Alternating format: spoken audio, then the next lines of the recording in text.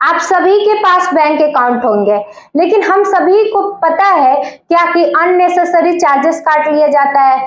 सभी बोलेंगे हाँ काट लिया जाता है।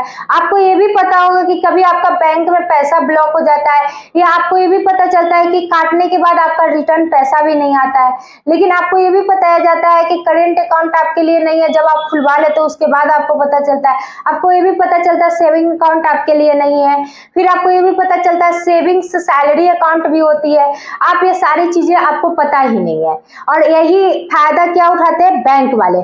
तो ये फायदा नहीं उठाए, इसके लिए आपको ये वीडियो बहुत ज्यादा इंपॉर्टेंट होने वाली है, और पूरी वीडियो देखना भी बहुत ज्यादा इंपॉर्टेंट है। जैसे हमारे इंडिया में करोड़ों लोग बैंक अकाउंट का यूज करते हैं, लेकिन उनको नहीं पता है कि 5 तरह का बैंक अकाउंट होता है, और पांचों का अलग अलग बेनिफिट है, और किनके लिए कौन सा सही है वो भी सभी को नहीं पता है। जिसके कारण हमारे बैंक वाले हमारा ही पैसा खाते हैं, और हमें बोलते हैं कि नहीं यहाँ पे ये पैसा कट गया है, और अननेसेसरी चार्जेस काटते हैं और इंटरेस्ट काटते हैं। तो ये वीडियो देखने के बाद आप उनसे क्वेश्चंस कर सकते हो और समझ सकते हो कि आगे आपको क्या करना चाहिए, और कौन सा बैंक अकाउंट आपके लिए सही है वो भी आप खुद से चूज कर सकते हो।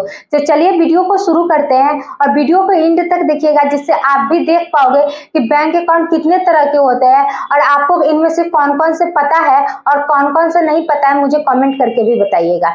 तो चलिए, पहली तो बात कि आप मेरे चैनल पे नहीं हो तो चैनल को जरूर सब्सक्राइब कर लीजिएगा। चलिए वीडियो को शुरू करते हैं। तो सबसे कॉमन आती है बैंक अकाउंट में सेविंग अकाउंट। सेविंग अकाउंट क्या होती है कि सभी लोग यूज करते हैं, जो भी नॉर्मली पर्सन है वो सभी बैंक अकाउंट में सेविंग अकाउंट को ही यूज करते हैं, जिसमें आपको इंटरेस्ट भी दिया जाता है। क्या आपको पता है कि आपको इंटरेस्ट भी दिया जाता है अगर उसमें आप पैसे छोड़ देते हो 15 दिन से नहीं, 1 साल के लिए पैसे छोड़ते हो या 1 मंथ के लिए भी पैसे छोड़ते हो, तो आपको इंटरेस्ट दिया जाता है। वो भी कितना परसेंट का, 2.5 से लेकर 4% यानी 4% तक का आपको इंटरेस्ट दिया जाता है।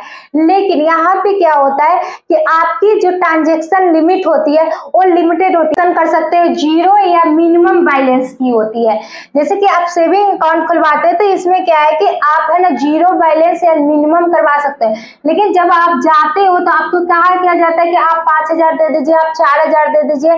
जब आप मेन ब्रांच में जाते हो तभी आपका खाता खुल सकता है। उसमें भी आपको क्या कहा जाता है, इतना बैलेंस आप मेंटेन करके रखिए, तभी आपका अकाउंट है ना आगे माने कि मेंटेन रहेगा, नहीं तो आपको है ना यहाँ पे माइनस में पैसा चला जाएगा, और उसमें क्या होता है कि आपसे पैसे काट लिया जाता है। तो ये सारी चीजें नहीं होती है, इस सारी चीजें पे आपको एक्स्ट्रा चार्जेस लेकर आपसे पैसे काट लिया जाता है। तो ये सारी चीजें आप पता कर लीजिएगा कि ये सारी चीजें कुछ नहीं होती है, आपसे एक्स्ट्रा चार्ज काटने के लिए होती है। तो ये सारी चीजें आप पहले से जानकारी आपको मिल चुकी होगी, तो आप समझ लीजिए कि आपको क्या करना चाहिए। अब क्या होती है कि आपको क्या क्या चीज मिलती है, तो आपको एटीएम जिसे आप डेबिट कार्ड कहते हैं, पासबुक मिलती है, यूपीआई मिलती है, यानी कि जो यूपीआई का आप यूज करते हैं, लिंक करते हैं आप अपने बैंक अकाउंट से, तो वो सारी चीजें आपको यहाँ पे मिलती है। लेकिन ये किनके लिए सही है, तो जो स्टूडेंट होते हैं सैलरी उठाते हैं नॉर्मली, उनके लिए सही है, और डेली यूज में जो आप नॉर्मल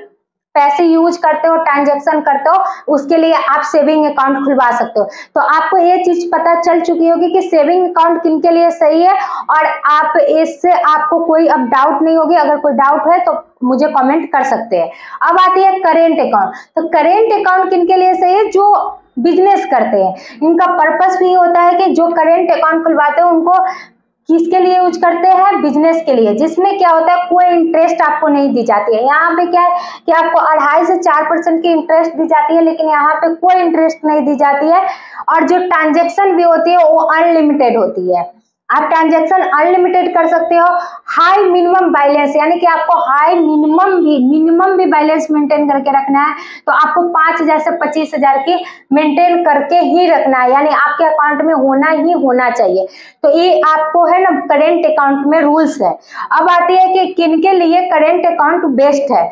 तो जो शॉप के ओनर होते हैं, जो ट्रांजैक्शन पे ट्रांजैक्शन करते हैं, उनके लिए है ना ये सही है करेंट अकाउंट। या ट्रेड करते हैं, जो बहुत सारे ट्रांजैक्शन करते रहते हैं, उनके लिए भी सही है। फ्रीलांसिंग और जो कंपनी चलाते हैं उनके लिए करेंट अकाउंट सही है। तो आपको पता भी चल गया होगा कि करेंट अकाउंट किनके लिए सही है, जो बिजनेस करते हैं उनके लिए करेंट अकाउंट सही है, और जो है ना नॉर्मल यूज करते हैं स्टूडेंट है उनके लिए है ना सेविंग अकाउंट सही है। अब हम बात करेंगे जिनके बारे में किसी को पता भी नहीं होगा। क्या होता है सैलरी अकाउंट। सैलरी अकाउंट का क्या मतलब होता है, जैसे आप कहीं पे काम करते हो और आपका पैसा टाइम पे नहीं आता तो वहां पे एक सैलरी अकाउंट खुलता है, जिसके थ्रू ही खुला जाता है, जो सैलरी उठाने के लिए ही खोला जाता है, जिसमें जीरो बैलेंस अलाउड है, यानी कि आप जीरो बैलेंस से भी इस अकाउंट को खुलवा सकते हो।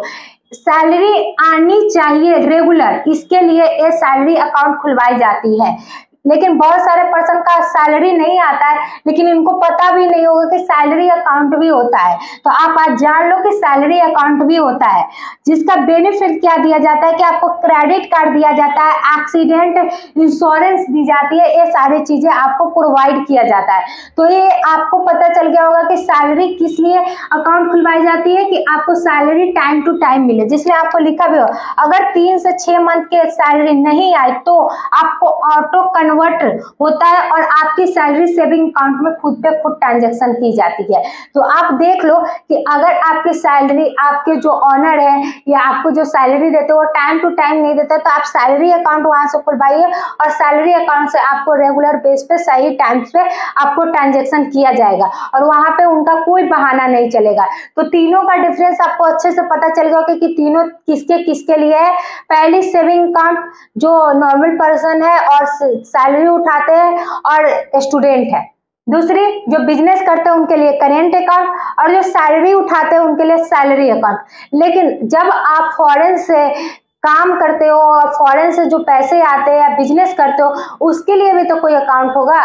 क्या लगता है कि वो करेंट अकाउंट या जो है ना सेविंग अकाउंट में ट्रांजैक्शन हो रहा होगा? नहीं, उनके लिए जो अकाउंट होती है वो NRI अकाउंट होती है, जो 2 टाइप्स की होती है, जो सिर्फ वही लोग खुलवाते हैं जो फॉरेन से काम करते हैं।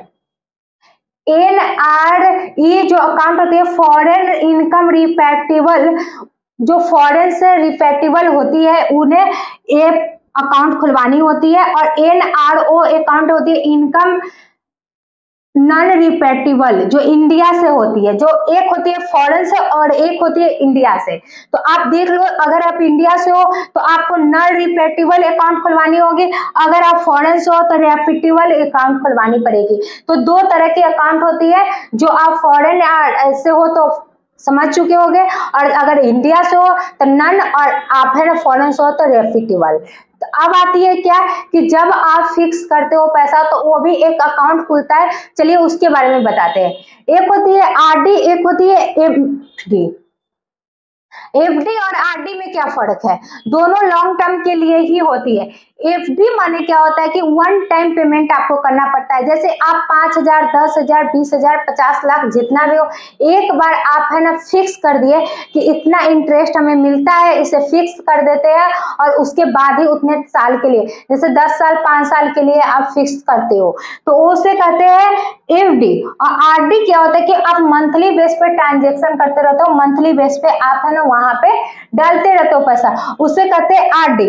अब क्या है, लॉक्ड इन पीरियड होता है, यानी कि आप इसे लॉक्ड कर देते हो। ये नहीं कि जैसे आप बैंक अकाउंट को यूज करते हो, जब मन किया इसे यहाँ ट्रांजेक्शन किया वहां ट्रांजेक्शन किया, उस तरह से आप नहीं करते हो। गोल बेस्ड सेविंग होती है, जैसे किसी के शादी के लिए, कार के लिए, होम यानी घर के लिए, ये आपको कुछ ऐसा पर्पस हो उसके लिए आप फिक्स करके रखते हो, और उसे है ना एक टाइम के बाद ही तोड़ते हो, जैसे 10 साल 20 साल के बाद ही। तो आपको इसमें से सभी आपको डिफरेंस अच्छे से समझ में आ चुका होगा कि चारों पांचों का क्या अलग अलग है और कहाँ कहाँ चारों पांचों का यूज होता है।